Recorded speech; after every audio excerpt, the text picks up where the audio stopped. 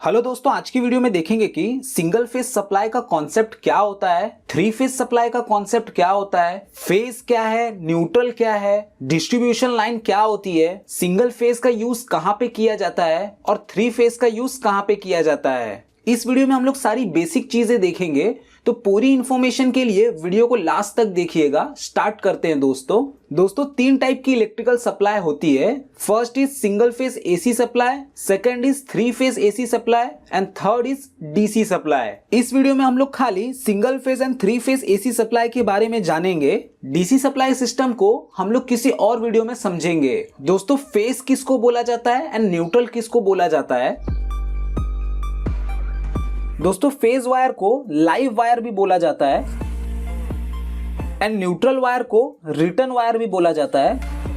दोस्तों, phase wire किसको बोलेंगे? जो हमेशा अपने पास वोल्टेज रखता है, उसमें इलेक्ट्रॉन मतलब करंट को फ्लो कराने की ताकत होती है, उसको हम लोग फेज वायर बोलते हैं। और जो न्यूट्रल होता है वो नॉर्मली 0 वोल्ट पर होता है। फेज में से जो करंट आता है उसको रिटर्न पाथ प्रोवाइड करता है न्यूट्रल। दोस्तों, न्यूट्रल 0 वोल्ट होने की वजह से हम लोग अगर न्यूट्रल वायर को टच भी कर लेते हैं तो हमें इलेक्ट्रिकल शॉक नहीं लगता है। बट वहीं पे दोस्तों, अगर हम लोग फेज वायर को टच कर लेते हैं तो हमें इलेक्ट्रिकल शॉक लगता है। क्यों लगता है? क्योंकि फेज के अंदर वोल्टेज प्रेजेंट रहता है। जैसे कि सिंगल फेज के केस में 220 वोल्ट से लेकर 230 वोल्ट के बीच में होता है और वहीं पे न्यूट्रल में 0 वोल्ट होता है।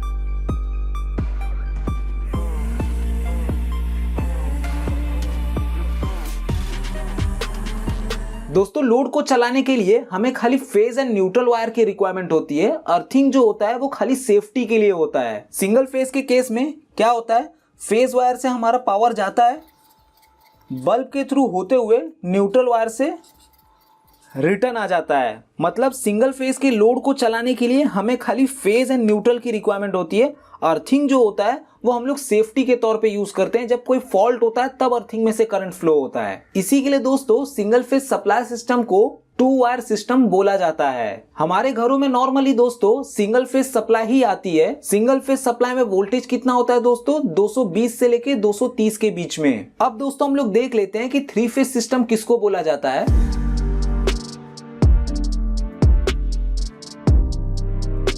दोस्तों, सिंगल फेज में एक फेज वायर होता है, वैसे ही थ्री फेज सिस्टम में 3 फेज के वायर होते हैं। जैसा कि आप लोग देख सकते हैं, ये फेज 1 है, फेज 2 एंड फेज 3। इसको दोस्तों हम लोग 3 फेज 3 वायर सिस्टम बोलते हैं। तो दोस्तों, पहला फेज कौन सा है? R phase. दूसरा कौन सा है? वाई।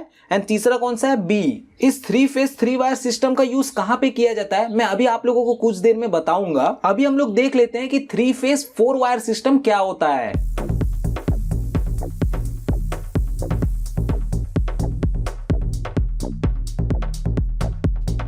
इसको दोस्तों 3 फेज 4 वायर सिस्टम बोलते हैं। 4 वायर सिस्टम में हम लोग 3 फेज का यूज करते हैं, फेज 1, फेज 2 एंड फेज 3, और साथ में न्यूट्रल वायर का भी यूज करते हैं। तो फेज 1 हमारा कौन सा होता है? नॉर्मली आर होता है। फेज 2 वाई एंड फेज 3 हमारा बी, और चौथा वायर क्या है? न्यूट्रल। तो 3 फेज 3 वायर सिस्टम का यूज कहां पे किया जाता है? 3 फेज 4 वायर सिस्टम का यूज कहां पे किया जाता है? अभी मैं आप लोगों को डायग्राम के थ्रू समझाता हूं।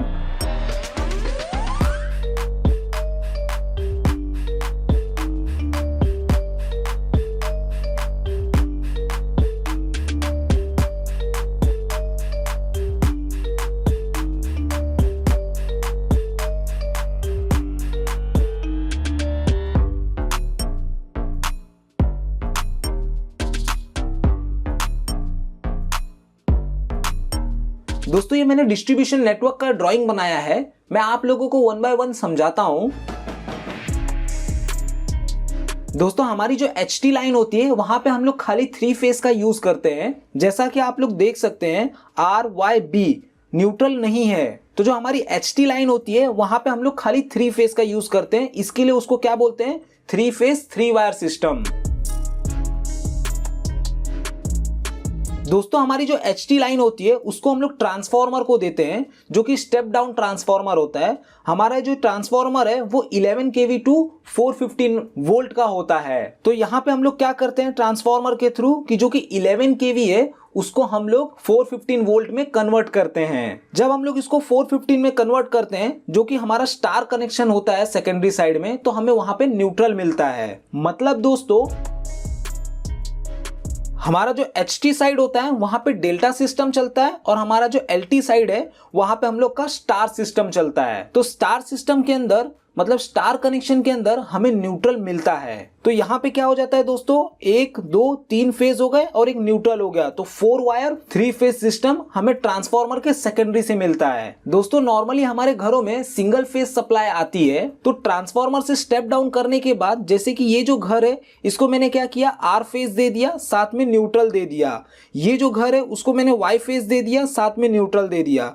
ये वाला जो घर है उसको मैंने बी फेज दे दिया, साथ में न्यूट्रल दे दिया। तो हर घर को सिंगल फेज सप्लाई मिल गई। सिंगल फेज सप्लाई का कंडीशन क्या होता है, एक फेज हो और एक न्यूट्रल हो, एक फेज हो एक न्यूट्रल हो, एक फेज हो एक न्यूट्रल हो। तो किस प्रकार से डिस्ट्रीब्यूशन किया जाता है, जैसे 5 घरों को मैंने आर फेज दे दिया, 5 घरों को वाई फेज दे दिया, 5 घरों को बी फेज दे दिया, तो हमारे 3 फेज में से ही सिंगल फेज सप्लाई बनता है। और दोस्तों जो 3 फेज लोड होता है, मतलब किसी का बड़ा बंगलो है, वहां पे हमें 3 फेज सप्लाई की रिक्वायरमेंट है, या तो कोई बड़ी शॉप है, कोई इंडस्ट्री है जहां पे 3 फेज के मोटर चलने हैं, तो वहां पे हम लोग क्या करते हैं, 3 फेज का सप्लाई डायरेक्ट देते हैं।